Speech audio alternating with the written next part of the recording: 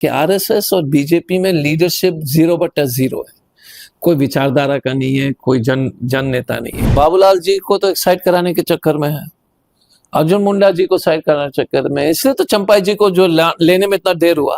तो हेमंत बिस्वा शर्मा एक super BJP president बन गए झारखंड के, और बाबूलाल जी को सबको चिंता करने की आवश्यकता है किसी को डराते हुए शामिल कराने के लिए। तो आगे से हेमंत बिस्वा शर्मा को बोलिएगा कि जब वो प्रेस वार्ता करेंगे तो ईडी के जो है झारखंड के इंचार्ज को बुलाइए, सीबीआई के बुलाइए, आईटी के बुलाइए, ताकि फिर लोग को पता लग जाए ना कि ये भी बीजेपी के लोग हैं। हेमंत बिस्वा शर्मा ने बोला कि आबादी बदल रही है, पुलिस इतने बेशरम है जो जिस पार्टी ने अभी तक जनसंख्या जो है सेंसस नहीं कराया, कुछ भी फैला देता है। हमेशा इन्होंने झूठ फैलाया, आपको मालूम है ना, मीट कब फेंकवा जाता है मंदिर और मस्जिद में, इन्हीं लोग बोलते महिला सुरक्षा, बलात्कारी का इनके पास फौज है। दंगल में एक कोटेशन है पिक्चर में,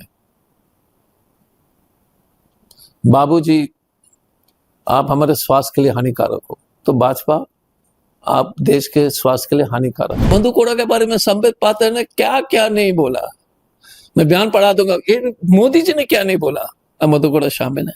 मैं बोल रहा हूं ये जन्मजात झूठे फर्जी चोर हैं। मोदी जी बोलते हैं भ्रष्टाचार में रोकूंगा, खाऊंगा, खाते ही रहेगा। अजित पवार, प्रफुल्ल पटेल, हेमंत बिस्वा शर्मा। हेमंत बिस्वा शर्मा का एक चीज मैं बताता हूं, आसाम में उनसे पूछे ना कि कितने लोग को नौकरी दे रहे हैं, आसाम में पूछेगा कि कितने दंगे हो रहे हैं, कितने हिंदू मुस्लिम पर ही पूरा देश को बर्बाद करके छोड़ दिया। उनसे पूछेगा कि आसाम में जिस तरह से बाढ़ में पूरा प्रदेश बर्बाद हो गया, और उनसे पूछिएगा कि किस तरह से उनकी पत्नी की संपत्ति को जो बात छुपाने के लिए पूरी तरह से हेमंत बिस्वा शर्मा ये नाटक कर रहे हैं। या अकबरुद्दीन ओवैसी के बयान हो या हेमंत बिस्वा शर्मा के बयान हो, दोनों का जो है एक दूसरे का अति आवश्यक है। अकबरुद्दीन ओवैसी नहीं रहेगा तो हेमंत बिस्वा शर्मा का राजनीतिक ठप। सबसे बड़ी समस्या बेरोजगारी है, और उस बेरोजगारी से परेशान नौयुवक जो है, सब लोग पूरा जान दे रहे हैं कोई किसी भी चीज में, पुलिस की बाली हो, उत्पाद विभाग की बाली हो। सरकार की तरफ से जरूर टाइमिंग के इश्यू पर तो हमें जो है, मुझे समझ में नहीं आया कि दौड़ अब दिन भर कैसे करा सकते हैं। और मैं सरकार से अनुरोध करूंगा कि जिन जिन लोग की मौत हुई है उनको जो है ना, कम से कम मेरे ख्याल से तो कम 25 लाख देना चाहिए। जिन जिन लोग के बच्चे लोग की मौत हुई है उसके अगर परिवार में एक व्यक्ति है तो उनको तुरंत नौकरी दे देना चाहिए। यार 1,000 रुपए गरीब को मिलता है, हाईकोर्ट में जाने की क्या जरूरत थी भाजपा वाले, इसका जवाब दो। मान लीजिएगा कि हमने जितना नौकरी नहीं दिया, लेकिन हम तो कोशिश कर रहे हैं ना गरीब को थोड़ा सा दुख कम करने के लिए, उस पर क्यों रोक लगाया? अगर वो 1,000 रुपए जाता, लोग खर्च करते, तो नौकरी बढ़ती इस देश में। उत्पाद सिपाही भर्ती प्रक्रिया को लेकर 22 अगस्त से राज्य भर में हुई दौड़ में शामिल अभ्यर्थियों में से 12 अभ्यर्थियों की मौत हो चुकी है। हालांकि इस विषय पर संज्ञान लेते हुए 2 दिन पहले राज्य के मुख्यमंत्री हेमंत सोरेन ने इसे स्थगित कर दिया है। हमारे साथ बात करने के लिए कांग्रेस के वरिष्ठ नेता, जमशेदपुर के पूर्व सांसद सह आईपीएस अजय कुमार मौजूद हैं। आइए हम सीधा अजय कुमार से जुड़ते हैं और जानते हैं कि इस पे उनकी क्या राय है। सर, अभी तक 12 अभ्यर्थियों की मौत हो चुकी है, इस पर भाजपा वाले काफी हमलावर हैं, तो इसे आप कैसे देखते हैं? देखिए एक चीज है, भाजपा वाले हमलावर होना, मुझे ये बात समझ में नहीं आ रही है। जिस तरह से देश भर में 10 या 100 या 50 पद के लिए लाखों लोग जो है प्रयास कर रहे हैं, और उदाहरण दे देता हूं, लोडर के काम के लिए रेलवेज में मुझे लगता है कि 200 या 300 की वैकेंसी थी, बॉम्बे में तो लाखों लोग आ गए। पुलिस के बहाली के लिए जो है 75 लाख लोग ने जो है फॉर्म भरा था यूपी में। बच्चे लोग जो जिस दौर से इस देश गुजर रही है, जो बेरोजगारी के देश भर में, क्योंकि देखिए नौकरी की जो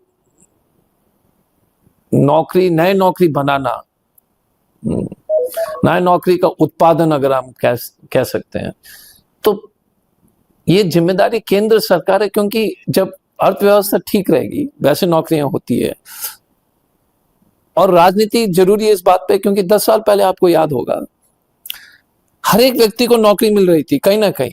जमशेदपुर शहर में आप देख लीजिए, मैं जमशेदपुर की बात करता हूं।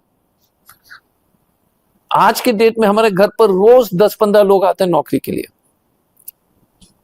पहले लोग हमको खोजना पड़ता था ठेकेदारी मजदूरी के लिए, सिक्योरिटी गार्ड के लिए। तो उसी संदर्भ में बच्चे लोग बहुत ही डेस्परेट हो रहे हैं बेचारे नौकरी के लिए। उनकी गलती नहीं है, परेशान है। तो दौड़ में किस तरह से जो है, दौड़ जिस तरह से ये लोग दौड़ रहे हैं, स्वास्थ्य ठीक भी नहीं हो, तो उससे हो सकता है कि एक असर पड़ा होगा। सरकार की तरफ से जरूर टाइमिंग के इश्यू पर तो हमें जो है, मुझे समझ में नहीं आया कि दौड़ आप दिन भर कैसे करा सकते हैं।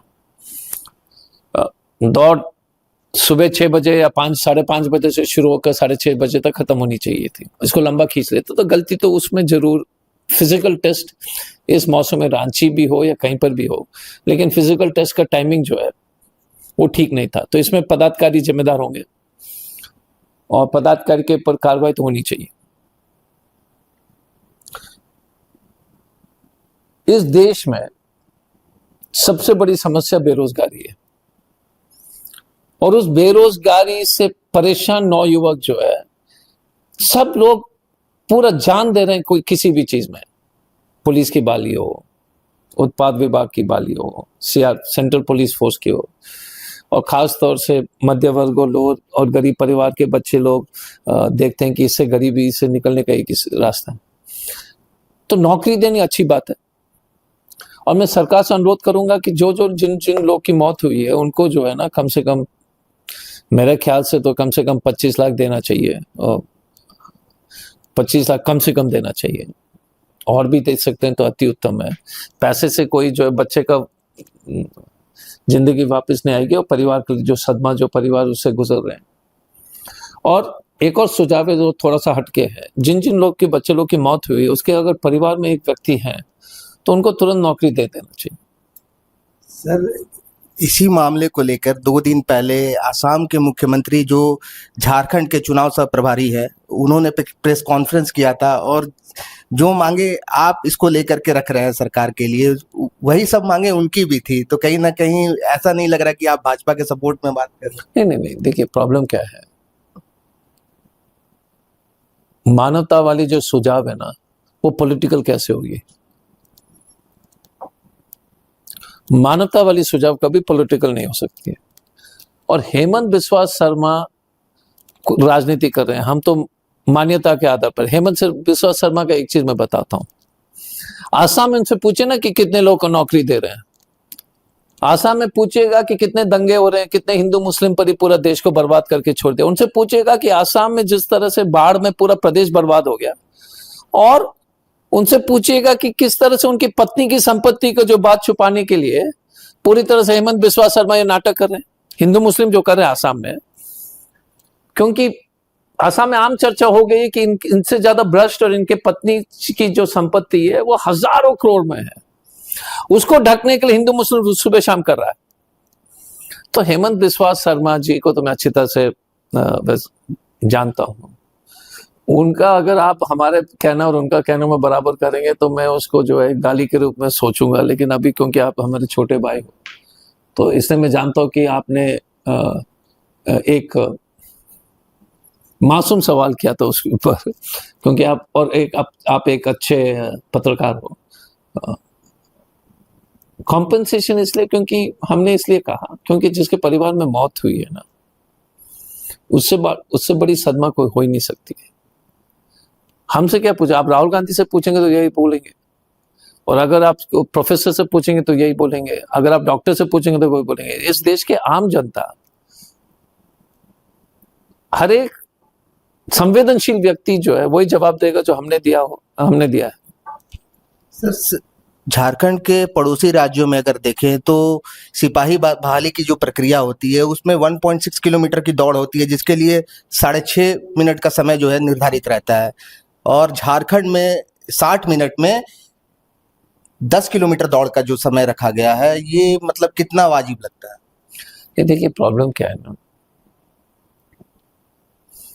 मापदंड तो आपको तय करना ठीक है, क्योंकि फिजिकल फिटनेस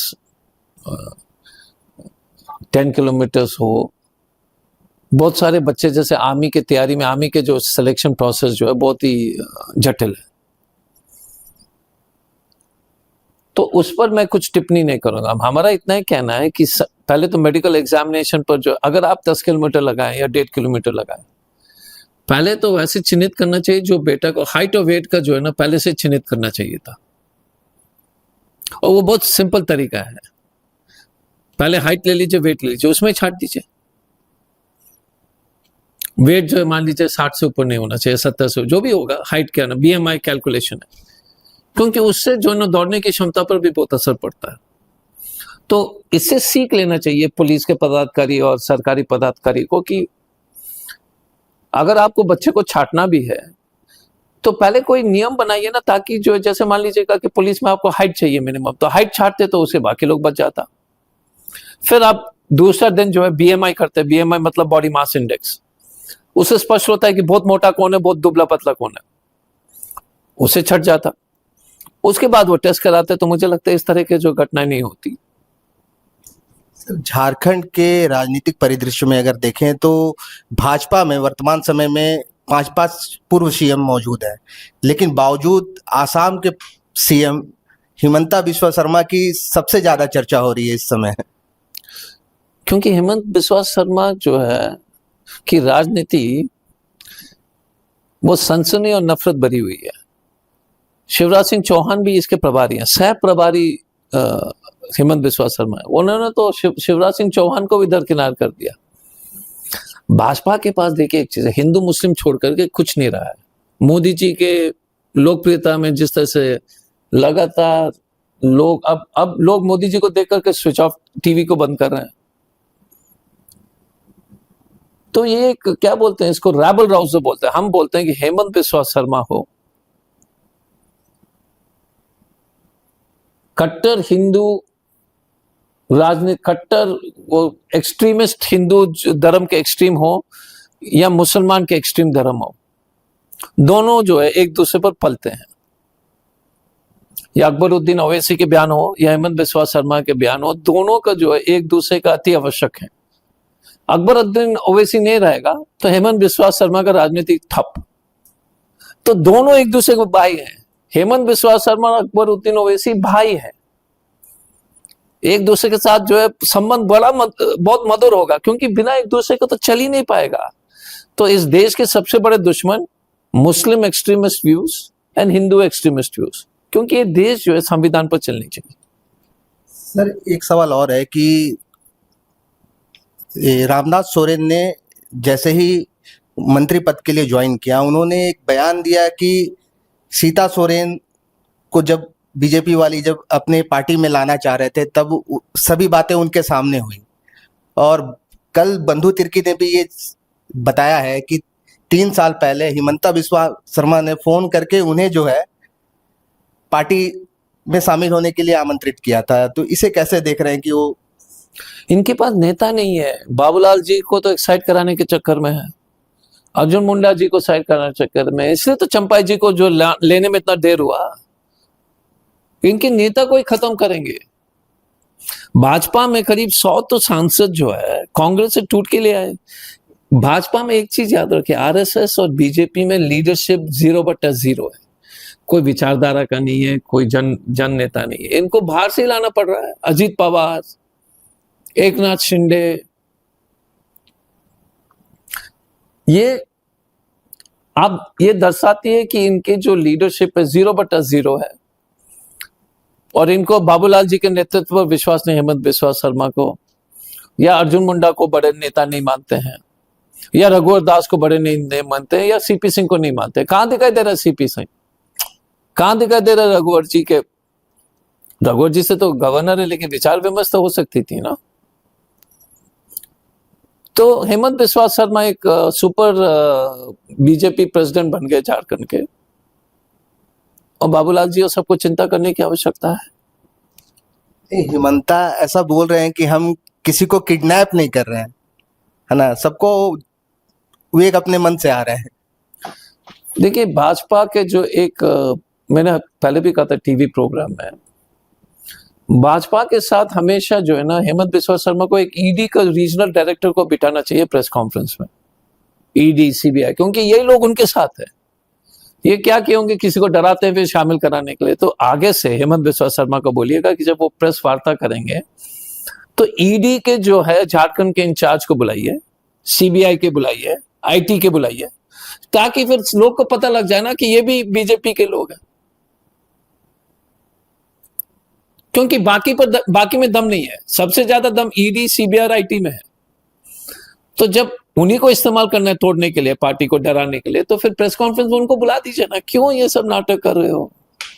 सर, ईडी की बात कर रहे हैं आप। ऐसा कहा जा रहा है कि मतलब ईडी और इसके डर से कांग्रेस के भी कई नेता जो है वो भाजपा के संपर्क में हैं, वो भी ज्वाइन करने के लिए। देखिए, कौन संपर्क में, उस पर मैं हल्का टिप्पणी नहीं कर सकता हूं। ये जरूर है कि ईडी और सीबीआई और आईटी के मिसयूज दुरुपयोग की जा रही है।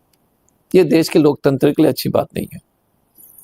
पिछले स्पष्ट रूप से 25 नेता में से ईडी को जो छापामारी की गई थी, 23 ने भाजपा में शामिल हुए।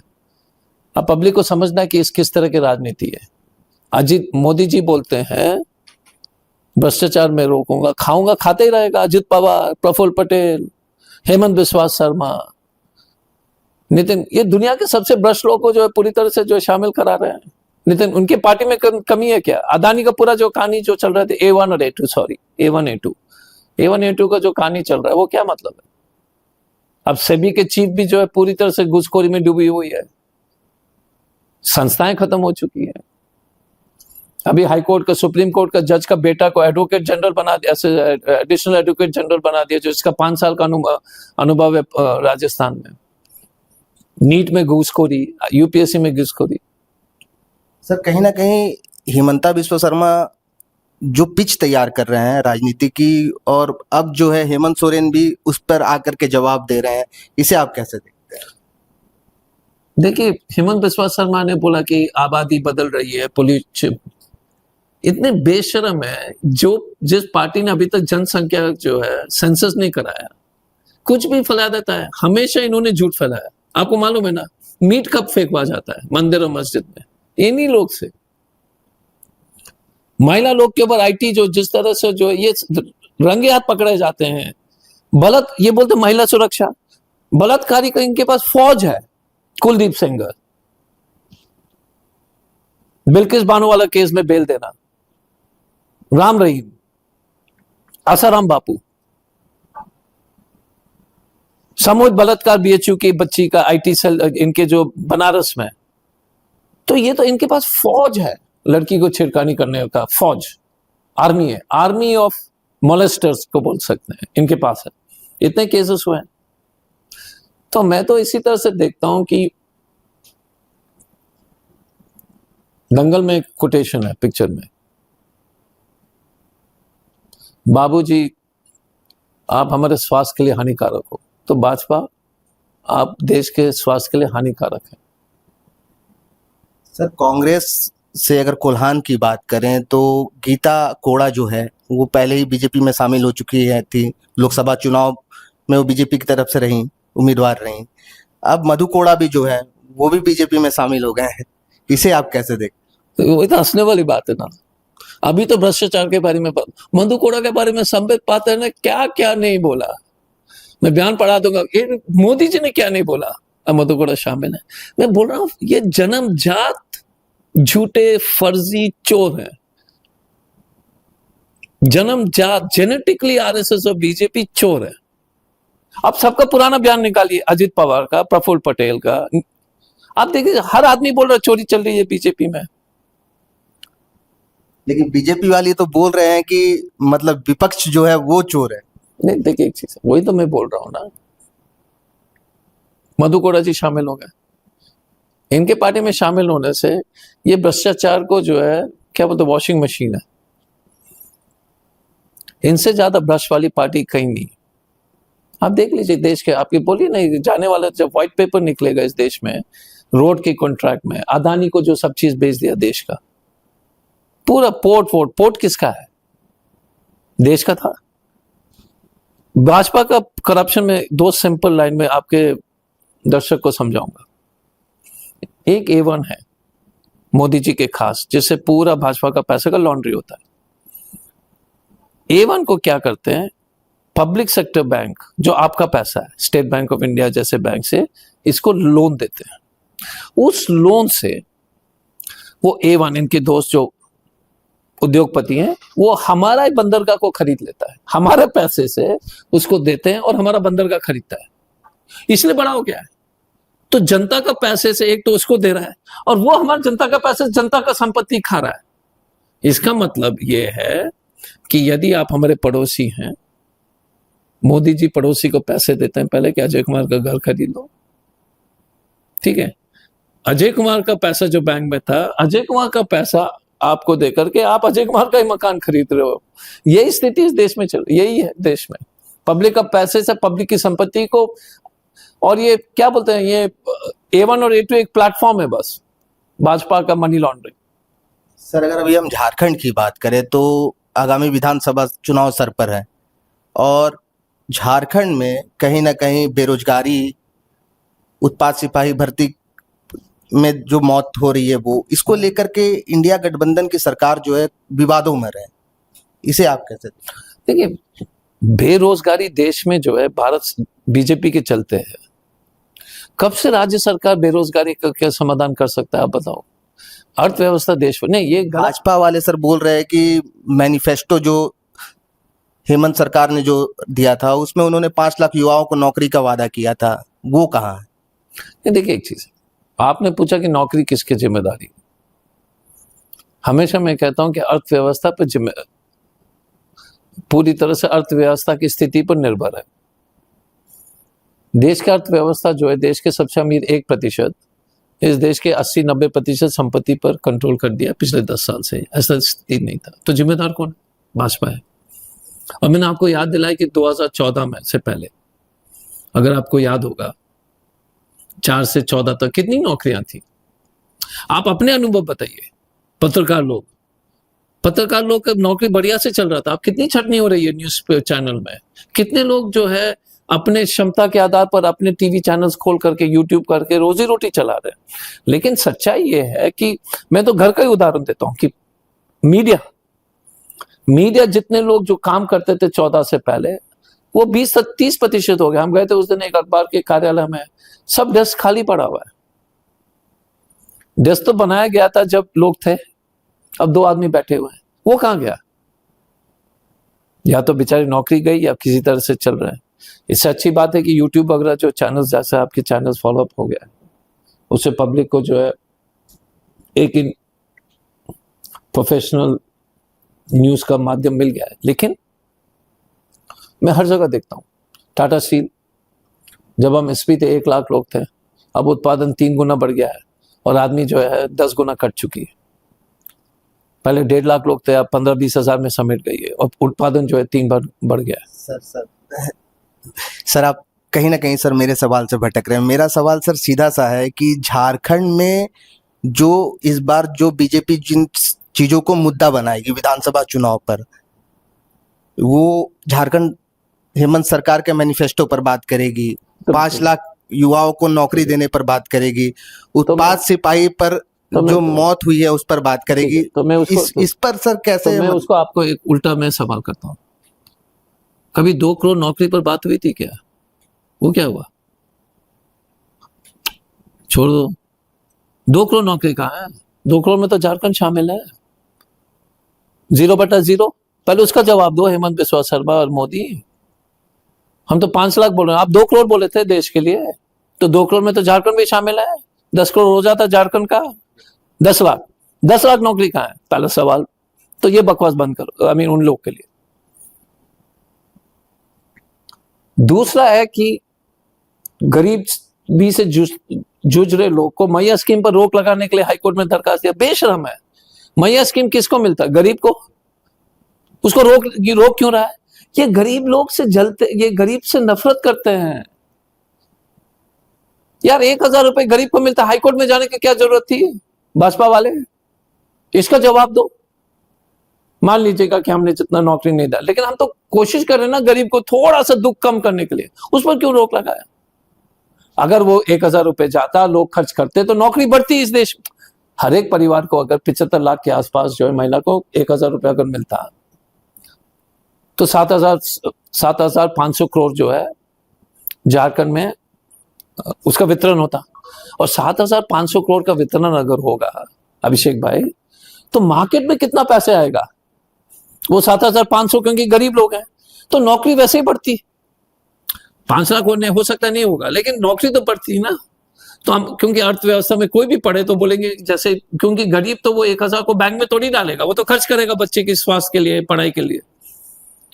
तो हमसे पहले पूछने से पहले आप 10 साल से जो बकवास कर रहे हो किसान की कमाई दुगनी, फिर हम हिसाब देंगे। 2 करोड़ नौकरी, किसान की, चीन को लाल आंख, कुछ तो किया नहीं। सर अभी चंपाई सोरेन बीजेपी में शामिल हुए हैं, ये अब बांग्लादेशी घुसपैठ पर बात कर रहे हैं संथाल में, इस पर क्या कहें?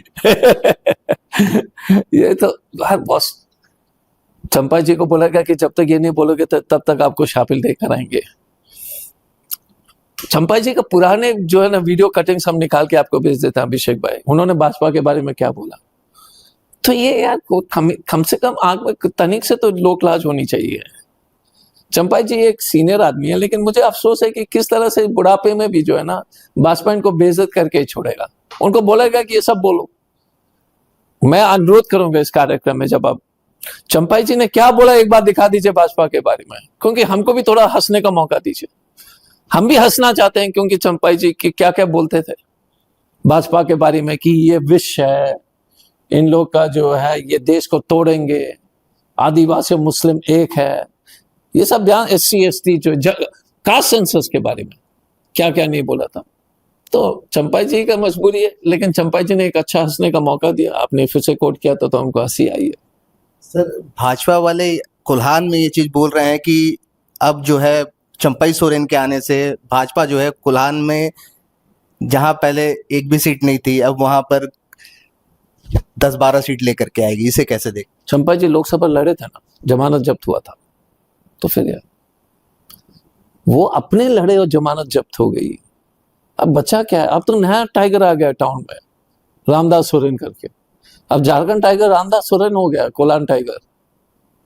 ये सभी बोल रहे हैं, आदिवासी भाई लोग बोल रहे हैं। अब चंपाई जी गए, चंपाई सोरेन गॉन, रामदास सोरेन इन, ये तो आम चर्चा है गांव गांव में। और चंपाई जी ने अगर भयंकर सपोर्ट होता तो अपने लोकसभा का रिजल्ट देख लो, जमशेदपुर से लड़े थे ना। सर आगामी विधानसभा को लेकर के अब जो है इस बार इंडिया गठबंधन पहले के मुकाबले कितनी मजबूती से अपने आप को प्रदर्शित करेगा? नहीं, सरकार तो हमारी बनेगी पक्की, सरकार तो किसी हालत में हम बनाएंगे। और आप देख लीजिए रोज प्रतिदिन भाजपा का ग्राफ, मैं जमशेदपुर में देखता हूं ना, अर्जुन मुंडा लिखते हैं चिट्ठी को कि दीवार बस्ती को तोड़ने के लिए। कोई नेता लिखता है क्या? अब बताओ कौन नेता इस देश में, यदि कोई स्वार्थ नहीं होता तो बस्ती को तोड़ने के लिए कौन चिट्ठी लिखेगा? आप बताओ, अभी तो कोई नेता आपको मिला है कि बोलता है कि यहां पर गैर बिल्डिंग जो है अवैध है? कोई नेता मैंने तो कभी नहीं सुना, लेकिन है भाजपा में तो मोदी है तो मुमकिन है। अभी हमने डॉक्टर अजय कुमार से बातचीत की, इनका दावा है कि इस बार इंडिया गठबंधन की सरकार जो है वो झारखंड में फिर से आ रही है और पहले से ज़्यादा मजबूती के साथ आएगी। बहरहाल अब ये देखना है, विधानसभा चुनाव के नतीजे पर डिपेंड करता है कि आगे क्या होता है। द फॉलो अप के लिए मैं अभिषेक पीयूष।